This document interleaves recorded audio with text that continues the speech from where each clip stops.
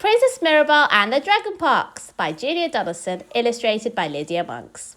As you're reading, think about what did the characters use to make the cure and what happened to Princess Mirabelle at the beginning, middle and end of the story. Ellen had chickenpox. She was covered in spots. "You mustn't scratch them," said Mum. Ellen put on her right slipper, she had lost the left one, and went to look at her spots in the bathroom mirror. The spot on her nose was so itchy. Surely a tiny little scratch couldn't do any harm. Ellen lifted a finger to her nose. Then she jumped when a voice from the mirror said, "Don't scratch, you might turn into a toad." Could this really be happening? Could Ellen's reflection really be talking to her? Before Ellen could reply, the mirror girl went on, "You've got really bad dragon pox." "No, I haven't," said Ellen. "I've got chicken pox, and so have you. You're my reflection."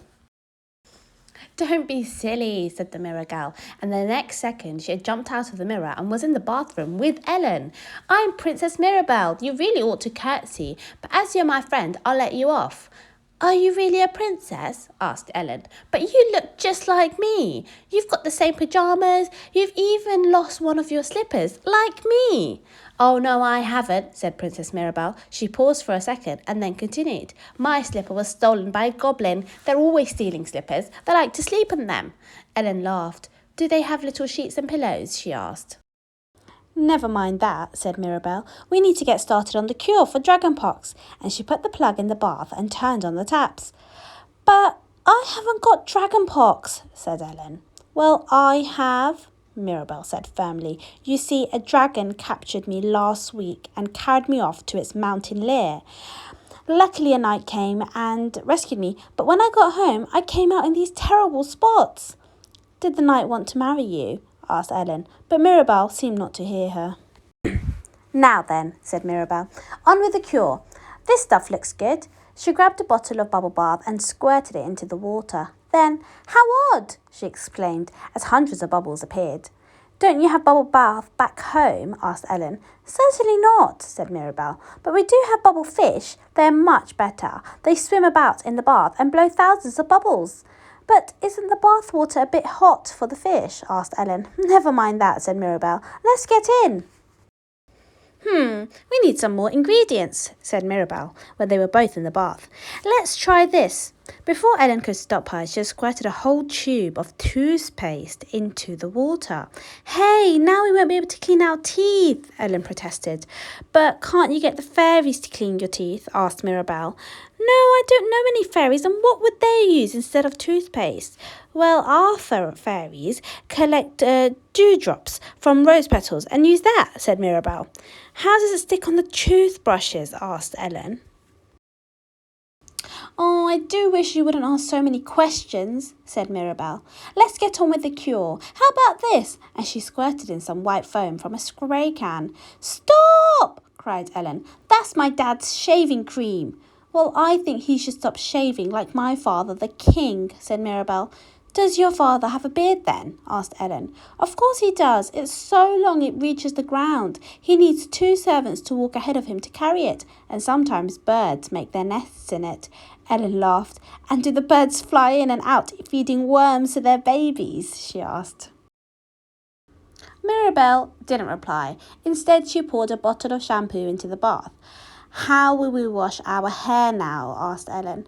"I wouldn't bother washing it," said Mirabelle. "When my hair gets dirty, I just say a magic spell and wish for some different hair. My hair doesn't always look like yours, you know. Last week I had golden curls, and the week before I had red ringlets." "I'd love to do that," said Ellen. "What is the magic spell?" "I'll tell you later," said Mirabelle, and she splashed some frothy, creamy, foamy, toothpastey bath water at Ellen. Ellen giggled and splashed some back. This was beginning to be fun. But then she noticed that the bathroom floor was getting really wet from all the splashing. "Oh dear, my mum will be a bit cross," she said. "Really? How peculiar. My mother, the Queen, is cross if I don't splash the floor. In fact, she likes me to splash it so much that the whole bathroom is like a paddling pool. Then she paddles about in it to wash her feet, and so do all the palace maids." "Doesn't the water drip down onto the floor below?" asked Ellen. "I thought I told you to stop asking questions," said Mirabelle. "Now it's time to get dry and put our pyjamas back on." "But we're still all spotty," said Ellen as she put on her slipper. "The cure hasn't worked." That's because we haven't done part 2 yet, said Mirabelle. What's part 2? asked Ellen. This! Mirabelle picked up a roll of blue paper and started to wind it round and round Ellen, who laughed. What about you? she asked. Will do me later, said Mirabelle, carrying on winding. Before long, Ellen's whole body was covered in blue paper and Mirabelle had started on her face. Then, close your eyes and count to 100, she said. So Ellen did. 98, 99, 100! Ellen ripped the paper off her face and opened her eyes. Where are you, Mirabelle? she asked. She looked around the empty room and saw that the door handle was turning. But it wasn't Mirabelle. Instead, Ellen's mum came into the room. Ellen, what have you been doing? she said as she looked at the watery, foamy room and all the empty tubes and bottles. It wasn't me. It was Princess Mirabelle, said Ellen. She came out of the mirror. She was trying to cure my chicken pox. Oh, and I suppose she's gone back into the mirror now, said Ellen's mum. Ellen looked at the mirror over the basin. It was covered in toothpastey bubbles. Yes, I think she has, she said. Ellen's mum sighed. Then she looked at Ellen. Actually, your spots do look quite a bit better, she said. That one on your nose has disappeared. And look, she added, picking something out of the basin. Here's your left slipper. Ellen said nothing, but she smiled as she put the slipper back on. She knew that it wasn't really her slipper. It belonged to Princess Mirabelle. The end. Did you enjoy that story? Why don't you listen to You Can't Cuddle a Crocodile?